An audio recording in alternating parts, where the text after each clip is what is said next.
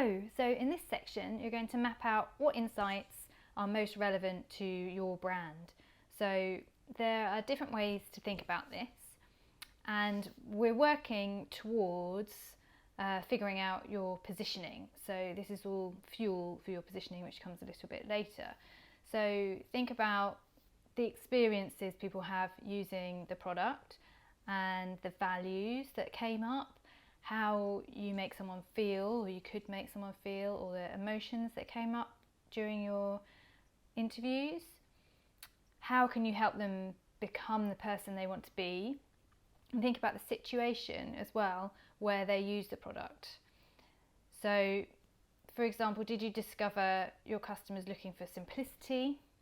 Maybe they want to escape confusion. Are they just looking for more joy?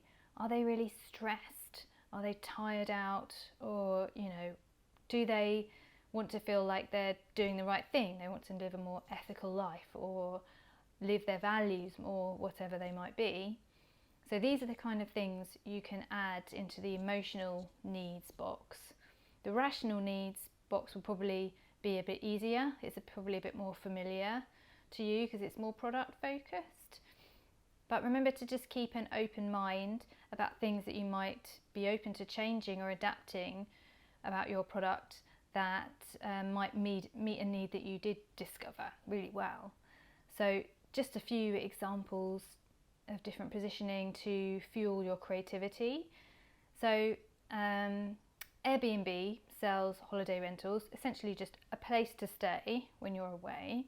But what makes them different is the fact that they're selling a kind of home away from home, a slice of local life, which makes people feel more connected to their environment and where they are on holiday or where they are at work. And it's a bit calmer, they feel a bit less stressed maybe because they don't have to think about where they're going to eat, and they know they've got a lot of space that they can be themselves in.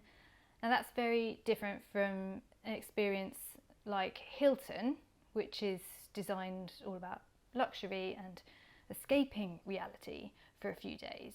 So we're just going to watch a little video on Airbnb just to give us an idea of what that's about.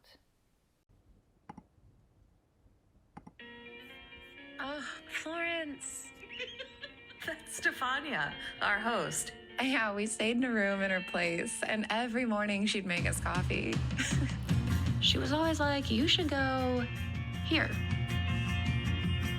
Whenever she got really excited about something, she would oh. That's how we knew our plans were good for the day.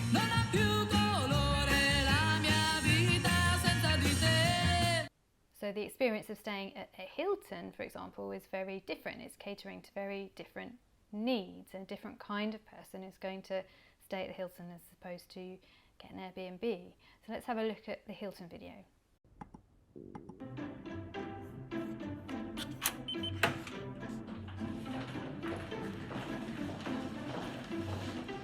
Where should we put all your luggage, Miss Hilton? In the connecting room, please. Sliving travel tip number 48.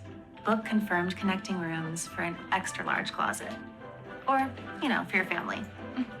When you need a connecting room for whatever reason, it matters where you stay. Hilton for the stay. So as you can see, Hilton is about feeling looked after, having lots of space in a different way. It's about luxury and opulence. So the kind of needs that is delivering is different to that of Airbnb, although essentially they're selling the same thing. There's also, you can think about situations that are linked to brands. So if you're at the beach, you probably drink a Corona, not a Guinness, because Corona have very successfully attached themselves to the beach life. Or maybe you'll pick up an Aperol because it reminds you of being on holiday. And Aperol have done a really good job of making the colour very distinctive and stand out, so that association is remembered. If you're buying biscuits for a kids' party, you probably buy party rings, but whoever buys party rings in any other situation but for a party? Or if you're buying an engagement ring, you're probably going to buy a diamond, because so De Beers have told us diamonds are forever. So they've attached themselves to a situation. So there may be an opportunity for you to do the same. So just think about all the things that you heard once you were talking to your customers, and is there a way you can make yourself the natural choice for a particular situation or life stage or something like that. So you might have discovered that in different places your customers have different preferences or different needs, for example. So just map this all out using the sticky notes. Think also about the person your customer is trying to be. So what are their aspirations and how are they trying to make themselves better, or who are they trying to get closer to being as a person.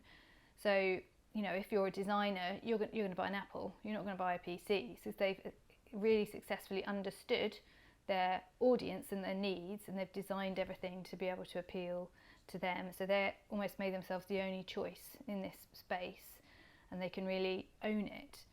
So in the how can we solve this section, just focus on the needs that you're aligned to really well and you think you can do a really good job of solving.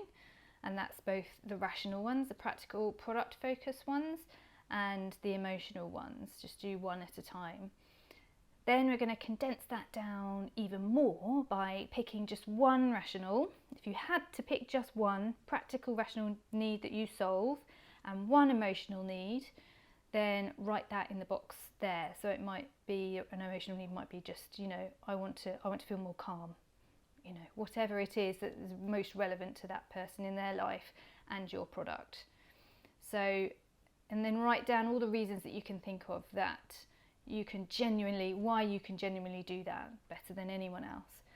So the digital insights tools, which are next, are optional. If you want to go deeper into the values and beliefs of your customers, then have a look at those exercises and see if they're relevant, or see if you've got time to do them. They're very good exercises to do. I'd recommend it, but it's up to you how much time you've got.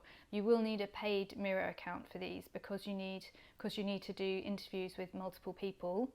Then you need multiple boards in order to do that, because you need a different board for each person you're interviewing. And the free plan only has 3 maximum boards that you can work on at any one time. So you will need a paid plan to do those exercises. So that's it. Let's crack on. See you in the next exercise.